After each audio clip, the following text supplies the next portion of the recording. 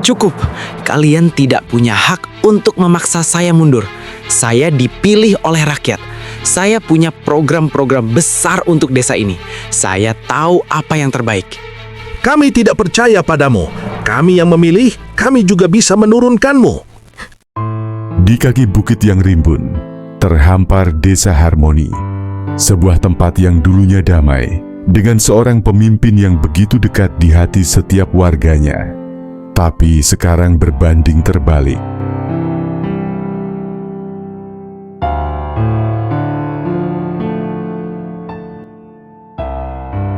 Sudah 2 hari Bu Sarmi batuknya semakin parah, Pak.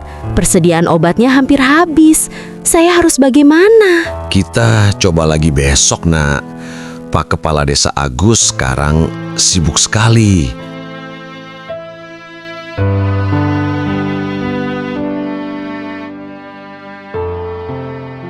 Pak Kepala Desa, Bu Sarmi sakit keras. Batuknya tak berhenti. Sudah hampir 2 hari. Kami butuh bantuan untuk membawanya ke rumah sakit di kota. Iya, Pak. Bu Sarmi ini sudah sangat tua. Dan dulu Bapak sendiri yang berjanji akan menjaga para sesepuh desa. Bu Sarmi? Oh, yang mana ya? Saya sedang sangat sibuk sekarang. Ada investor yang menunggu. Soal bantuan medis, bukankah sudah ada program jaminan kesehatan desa? Itu sudah cukup representatif. Tapi Pak, kondisinya darurat. Prosesnya terlalu lama. Bu Sarmi butuh obat sekarang juga. Saya tidak bisa menangani setiap keluhan pribadi. Saya punya agenda yang jauh lebih besar untuk kemajuan desa ini. Gunakan jalur yang ada. Permisi.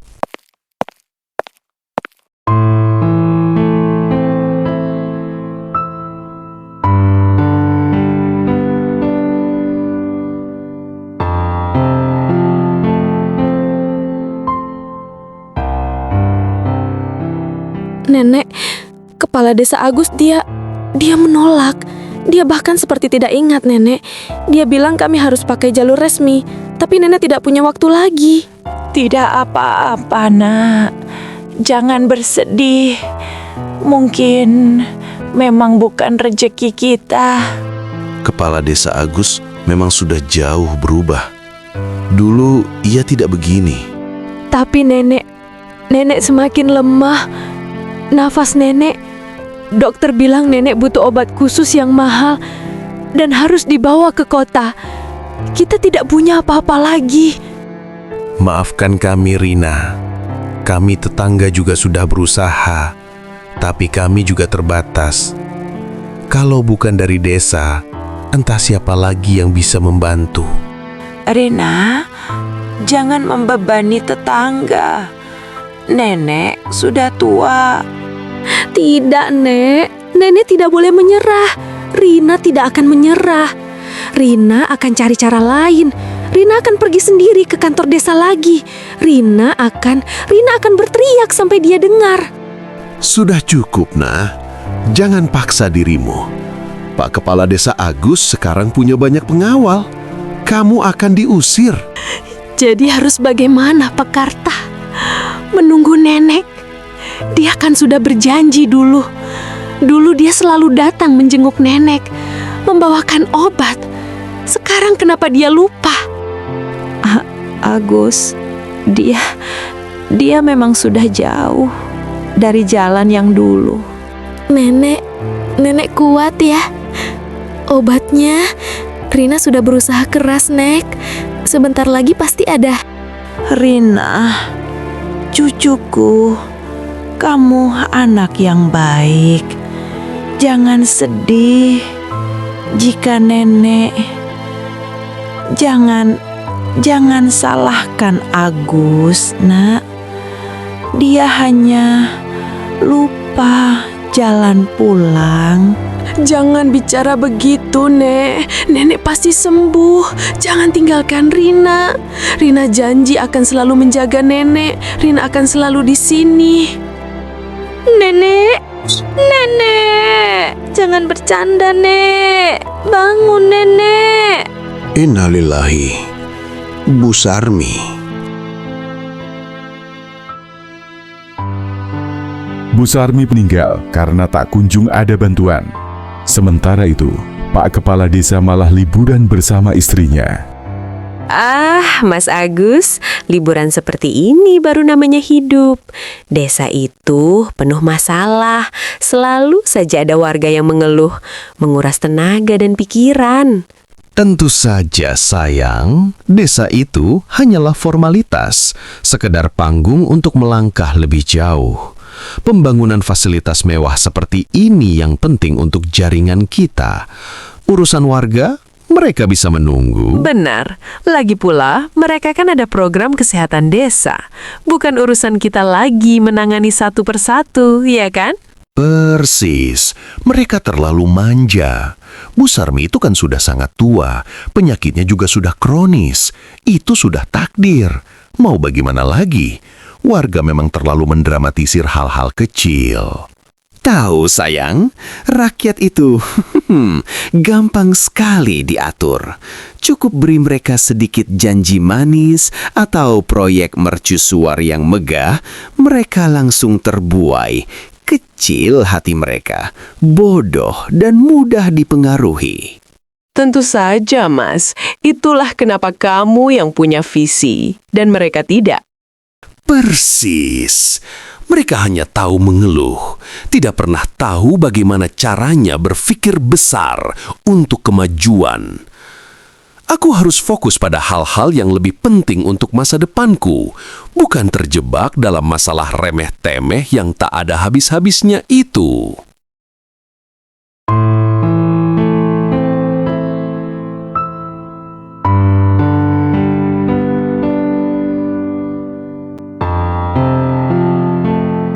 Nenek saya meninggal karena tidak mendapat pertolongan.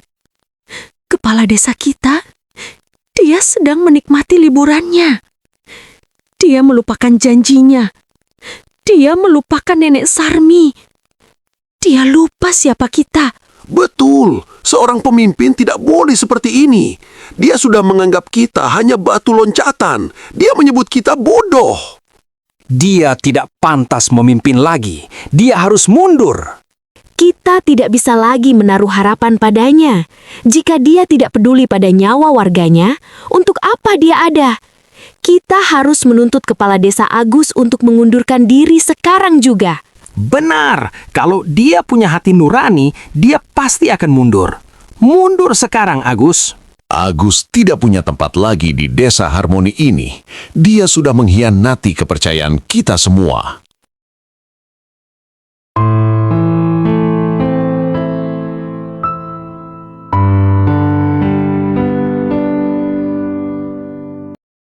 Apa-apaan ini? Saya baru saja tiba. Ini adalah fitnah. Saya tidak tahu menahu tentang Bu Sarmi. Bapak bahkan berani berbohong. Ini Nenek Sarmi, Pak. Nenek yang Bapak janjikan akan selalu Bapak jaga. Nenek yang meninggal karena Bapak abai. Apa Bapak masih berani mengatakan tidak tahu? Kami tidak butuh alasan busukmu, Agus. Kami butuh pertanggungjawaban. Kamu sudah melupakan sumpahmu. Kamu sudah mengkhianati kami semua. Cukup, kalian tidak punya hak untuk memaksa saya mundur. Saya dipilih oleh rakyat. Saya punya program-program besar untuk desa ini. Saya tahu apa yang terbaik. Kami tidak percaya padamu. Kami yang memilih, kami juga bisa menurunkanmu. Apa yang terbaik, Pak Agus? Membiarkan warga mati karena Bapak sibuk liburan? Membiarkan kami sengsara sementara Bapak foya-foya? Bapak menyebut kami bodoh, tapi siapa yang sebenarnya bodoh di sini? Jaga bicaramu, Nak. Saya tidak akan mundur. Saya punya mandat. Ini hanya konspirasi dari orang-orang yang tidak suka melihat desa ini maju. Mandat apa, Agus? Mandat untuk mengkhianati kepercayaan kami? Mandat untuk menganggap kami ini remeh? Bu Sarmi adalah perwujudan dari semua yang kamu abaikan. Kematiannya adalah saksi bisu kebejatan hatimu. Benar. Kalau tidak mau mundur, kami akan turun ke jalan. Kami akan laporkan ke pihak yang lebih tinggi. Kalian ini benar-benar tidak mengerti. Saya tidak akan mundur. Kalian hanya emosi sesaat. Pikirkan baik-baik konsekuensinya. Kami sudah berpikir, Pak Agus. Konsekuensinya adalah kami tidak akan pernah lagi percaya pada pemimpin yang hatinya buta. Kami tidak butuh pemimpin sepertimu. Ingat ya kalian semua, saya tidak akan pernah mundur sedikit pun.